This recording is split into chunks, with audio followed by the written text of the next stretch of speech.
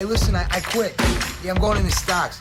Name of the game. Move the money from your client's pocket into your pocket. But if you can make your clients money at the same time, it's advantageous to everyone, correct? No one is paying attention. It's unbelievable. Have to act now. God, this is intimate. I feel like I'm financially inside of you or something. Okay. I have 5 houses and a condo. I'm considering going long on April wheat. What do you think, Valentine?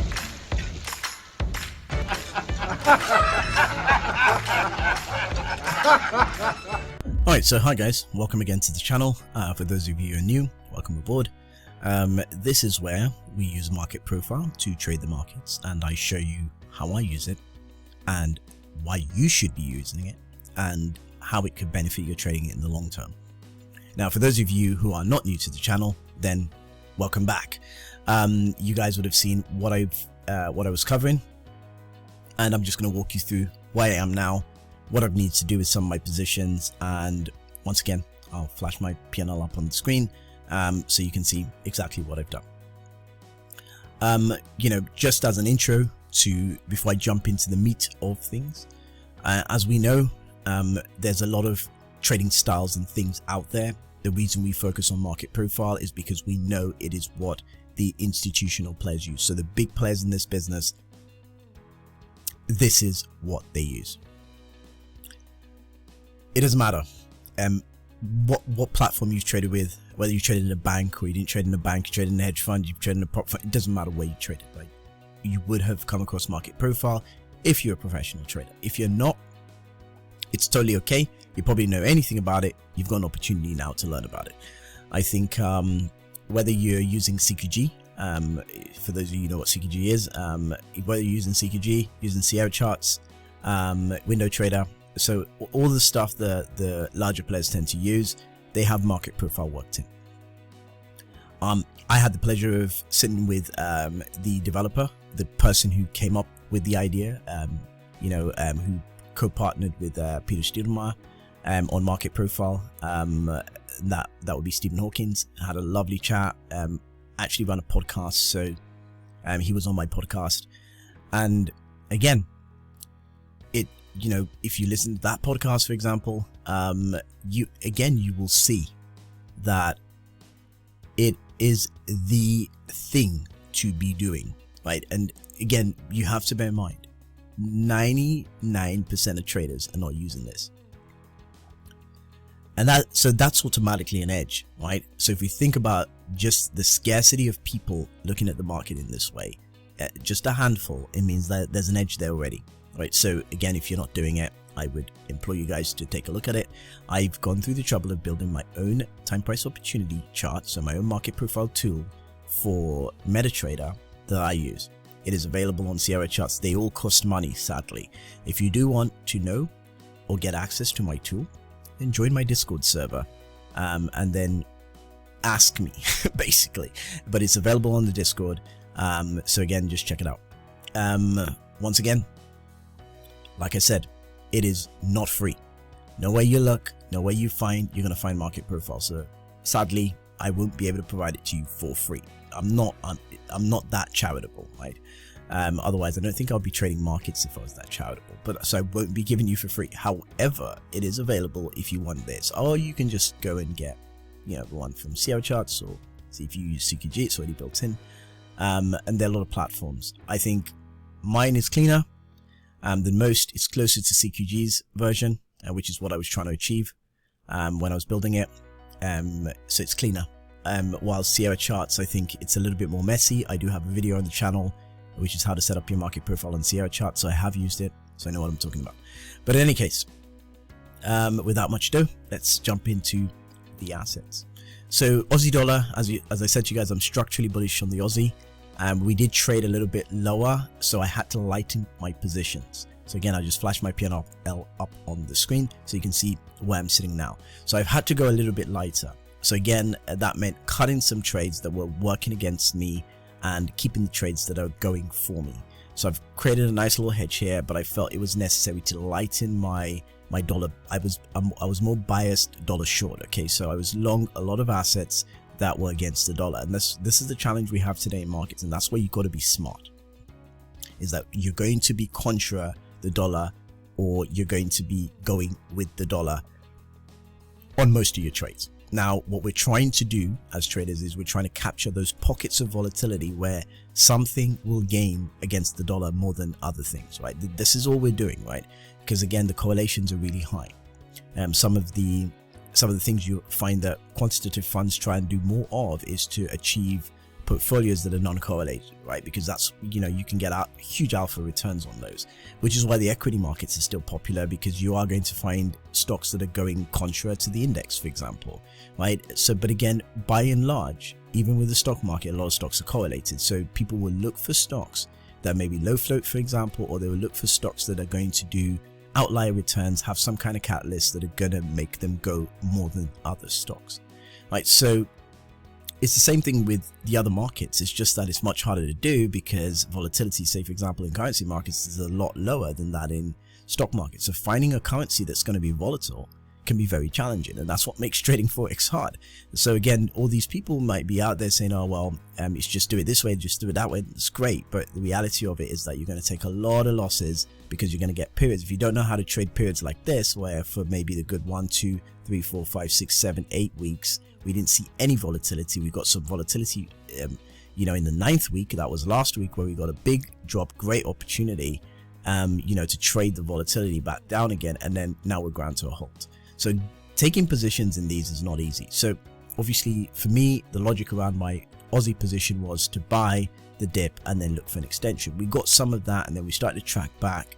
It looked a bit dollar bullish this coming into European session. So for me, it just made sense, lighten the positions but keep exposure, so that if we do get a big move against the dollar, you're going to be able to capture it. So me skimming off doesn't really put me in a negative position against my entire account, because obviously I'd already built some equity in from prior trades that I've done well on. So if anything, when I skim out of positions, I might give some of that balance back, but then by and large my equity is still moving in the right direction, right? So it's also about having that ability to balance your portfolios, so that even when things are going helter-skelter, you're still in a reasonably good position, even if you had to take some assets off the table for a negative balance, right? So that's normal, right? We don't stress about it. It's nothing to feel deficient about. You're gonna do it. You're still in a much better position than traders who are taking back-to-back losses, trading intraday time frames, for example, or they're taking back-to-back losses, trying to swing trade but not knowing when to stay and when to get out, etc. So they're not managing very well. There are always opportunities to get back into a trade, I always say, if you felt that you were prematurely out. But again, if you don't feel that way, then you should probably think to yourself that it's better to preserve capital, sit on the sidelines till something better shows up. And there's always something better. It just depends on how you decide to approach the trade. So anyway, I no longer have a position on the Aussie. I scaled out of that one because I figured that I'd wait and see what we get from it. I'm still structurally bullish, but I think I want to see more movement. And again, I think I'd like to see us attacking the gap one more time. If we can do that this week, then we're going to get a pretty big extension, in my opinion. So very possible, but for now, we're holding fast. Crude oil, I still have my long on crude. So this crude was always a really good position. I caught this really early back at value low, so that position is still running. What I'm looking for is a big extension, and then I'll look to see where I'm going to take money off the table and start to rebuild that balance back where I like it. S&P 500 still structurally bullish. I'm aware about the US debt ceiling. There's a lot of fundamentals that are playing into this market going sideways at the moment. So this is a build-up. Whenever we see a market pulls and starts to build up, we're expecting a big move. I've capped the downside at 3990. That's where the bid stack is. I don't think we're going to get more downside than that if we break down. If we break up, we're going to take a really solid run to the upside. So the best thing is to be positioned for that. So that's really interesting. So again, I'm structurally bullish on the S&P, and I have a long position on the S&P. Gold, again, I did say to you guys, so for those of you who've seen the prior videos, again, you see that breakdown here. Lots of concern with the responsive seller up at value high, and that meant that we're tracking back through value. For me, I did say that there is a potential to come back and trade in that bid stack. Again, it would have been a great opportunity for someone who wanted to short this, but I don't like to short inside value. It is typically very difficult. I don't even like to buy mid value, because what you get is the market can go either side, right? I am structurally bullish on gold, but I did say that I'm expecting that we do get a dip to the downside. There is possibly room to go all the way to 1800 an ounce. So it is not the best place for me to trade gold. I would like to see a little bit more commitment to the gold movement. So for example, if we pull back and we find support, it might be a good buy as we get into these lows for a reaction. But that would obviously mean you're getting ahead of it, right? So you, in other words, you are trading you're trading the backside of a move, right? So obviously it's no, you know, for me, I'd like to wait and see a bit more build up, get more flow, and then trade the front side of the move. Okay, so if we do get a move back into value, for example, that becomes a good structural trade, and more than likely the sellers at P would have to let go, right? So I do want to see the reaction for gold, unless we're trading really low. So we push and we try and fill the gap and we start picking levels at 1800, then that's a little bit different. I might look to trade a backside. Cable, I was structurally bullish equally. We traded extremely low. So for me, again, it meant lightening the trade on cable. So cable and Aussie were the ones that I had to take off. I'd already taken off dollar yen, which was taken off at a profit. So I scaled out of this. Structurally, I was bullish on dollar yen. I did say that. Obviously, we're going much higher. Of course, do I regret taking my position off? A little bit, but for the most part, I think we're trading a high. So it might be a good idea to wait for the rebound, and then I'll look to structurally trade that through value. So we'll see how things play out. But again, I'm structurally bullish. I do think we can do a lot more upside on dollar yen. Dollar CAD, similar scenario. Again, I'm bearish dollar CAD structurally. We do see the sellers sitting up here, and this is the kind of stuff we want to pay attention to. So we got an offer stack, and for me, this was a good level to be short out of, and I did short this, took some profits. So some of my equity was built up on this trade. It was a really nice trade. You guys were able to see that, and then we had a rebound, and I shorted it, and then I covered it again because I'm not sure we have a bid stack here. We're a bit of a kill zone in my opinion. So again, till we get out of this, I would be quite dubious. Again, we've filled the gap, so there's no inefficiency left. Are we going to push to the upside? I don't know.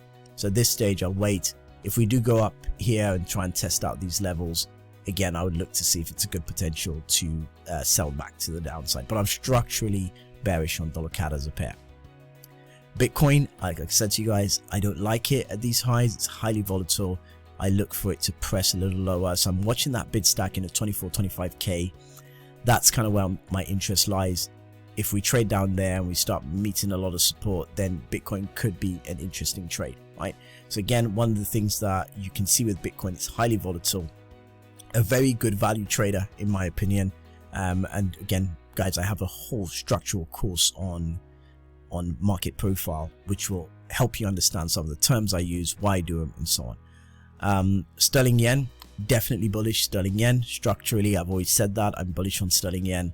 Again, on the pullback to the upside, I got a good buy into sterling yen, so I've covered that equally. So I've built again decent equity to offset some of the scale outs I needed to do.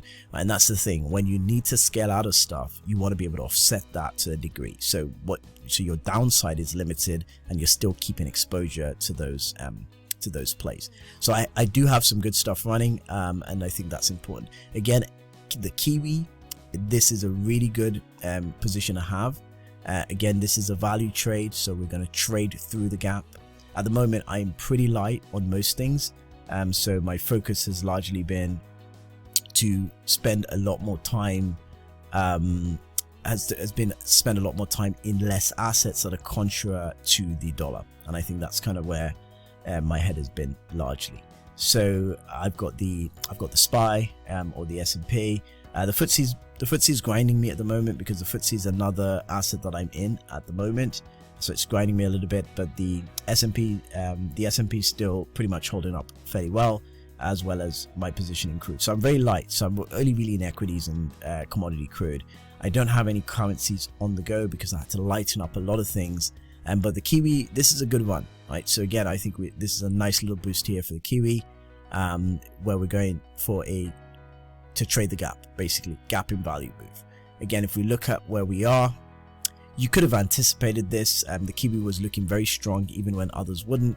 We've formed a nice little accumulation now. Extension is coming, right? So again, that's a nice little run. So there's some nuggets for you there. We do have an offer stack, however, So I'm not expecting us to maybe exceed 63.20, which is kind of why I start to feel that we'll start to show a bit of resistance. I'm structurally bullish on the Kiwi, right? So it just depends on how you want to play this. Again, they split the profile here.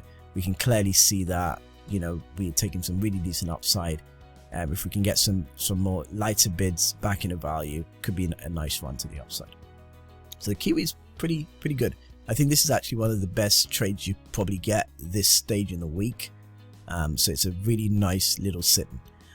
Again, I think I've got enough exposure, because if we do start to kick with these guys, I think I'll get that exposure without having to put more positions in, especially for my crude and my S&P position. But I'm actually looking at the Kiwi. If I can get a slight dip back, I think I'd want to be long this for sure.